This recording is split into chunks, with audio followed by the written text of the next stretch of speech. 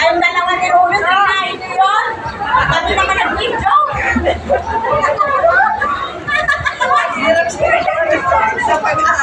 Kitang-kita kay. Ano? Hirap lahon?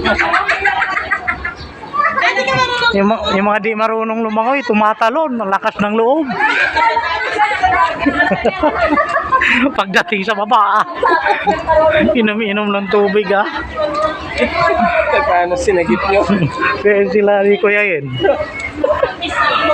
Nandun lang ako sa taas, nag-video ako sa kanila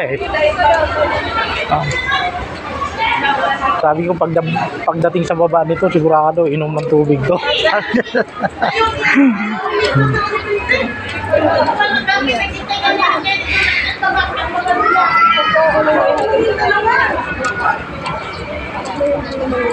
Pastor, ay tanong lang ako. Okay ba yung Chevrolet na sasakyan? Chevrolet?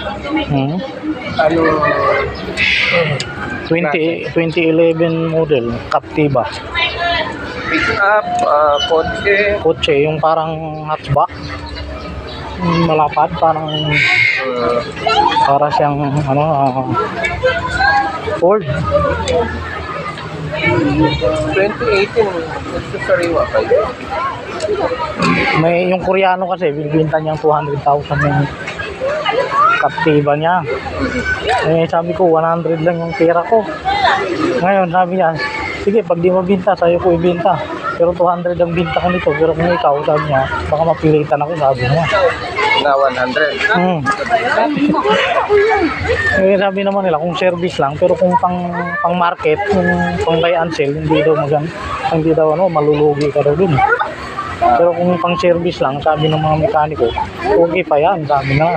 Basta service mo lang, pang lakad-lakad. Pero kung ibibenta mo rin, buy and sell, mahina yan. Baka bibilin lang din sa'yo, 100. Yun naman ang sabi ng mekaniko. Malulugi lang daw. Pero siya lang ang gumagamit nun. Koreano, matanda na. Ngayon, nakabili na kasi siya ng bago. O binibenta niya. Ayaw, ibibigay niya, tinawaran ng 150, ayaw nga Pero kung ako daw ang bibili, ibigay daw ng 100. O, sabi niya, nilulong ko. Sabi ko, titingnan ko, sabi ko, ulit, I just thinking ko, sabi ko. Tama po yun kasi 2018